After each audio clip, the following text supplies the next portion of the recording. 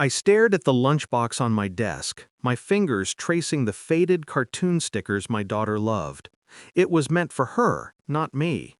My wife had sent it by mistake, or so she said. I laughed when I showed it to David, my colleague, a former doctor who knew more about poisons than anyone should. His face drained of color. "Get your daughter and go to the hospital immediately," he said, voice trembling. "Why?" I asked, keeping my tone light, joking even. "I can't explain now. It's horrible. Do as I say or your daughter won't survive." The words hung in the air like smoke. I didn't panic. I controlled my breathing. I always did.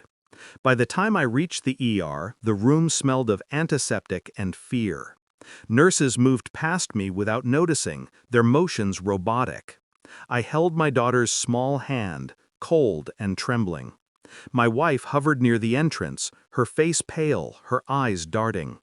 I realized then, betrayal wasn't just emotional, it was calculated, lethal. Weeks earlier, things had seemed normal.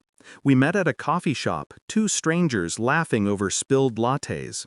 She had eyes that promised warmth and mischief, a presence that made the chaos of my life feel organized. I trusted her completely. I had built my life around that trust. Our daughter, our routines, the late-night conversations that lingered like soft music. And yet, cracks had appeared in silence. A forgotten password here, a secretive phone call there. Nothing I could pin down. Until that day, when subtle signs became undeniable. I discovered the text message she had deleted too quickly, the app she swore she didn't use, the charges on the credit card that didn't match any of our purchases. At first, I wanted to confront her, to scream, but I didn't. That was not my style. I observed, I collected evidence, I planned. When the lunchbox incident occurred, I understood. This wasn't carelessness, this was a message. A mistake that nearly killed my daughter. My heart thumped with rage, but my face remained calm. Every move from that moment would be deliberate. I began by isolating her. I tightened access to our finances, recorded conversations under the guise of casual chats, watched her interactions with people she thought she could manipulate. Every lie she told, every shadowy action, I cataloged. I wasn't reacting. I was constructing an eventual collapse. At the hospital, the doctors confirmed David's warning. The lunchbox had traces of a rare toxin, enough to incapacitate, enough to kill. The realization hit me in a cold, sharp wave. Whoever had done this knew exactly what they were doing. Whoever had done this was supposed to love her. I watched my wife bite her lip as the hospital staff explained the tests. Her composure was brittle, fragile. I allowed her a moment, then I began my subtle dismantling. The first move was isolation. Legal custody paperwork filed discreetly, showing she was an unfit guardian in light of recent findings. I created social evidence, corroborating witnesses, a paper trail meticulous enough to withstand scrutiny. Every conversation, every late-night meeting I documented. Every suspicious purchase and withdrawal I traced. The final step was confrontation. I sat across from her in our living room, calm, unflinching. She tried to meet my eyes, but she faltered.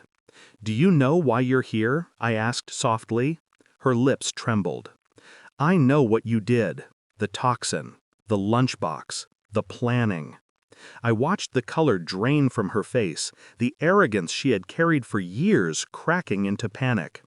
"I had a choice," I continued. "I could have screamed, gone to the police, ruined you in public. But I did it differently. I made sure every move you made against us would unravel quietly, cleanly, legally, socially, psychologically." She whispered my daughter's name, hoping for mercy. "There's no mercy for betrayal," I said, voice low, controlled. "Not when it nearly costs my child her life." Her downfall was silent, systematic. Her influence evaporated, her secrets exposed. Friends I had quietly briefed turned away. Colleagues began noticing inconsistencies. The law backed my custody claims. She tried to fight, but every step was countered by evidence I had collected patiently, invisibly. Now I sit here, dinner untouched, my daughter asleep in her room. I feel relief, sharp and satisfying, not triumphal, not vindictive, just balance restored. Betrayal can cut deep, but planning, patience, and cold observation cut deeper. I did what I had to. My daughter is safe. Justice isn't always loud, it's precise. And in the silence, I taste it fully.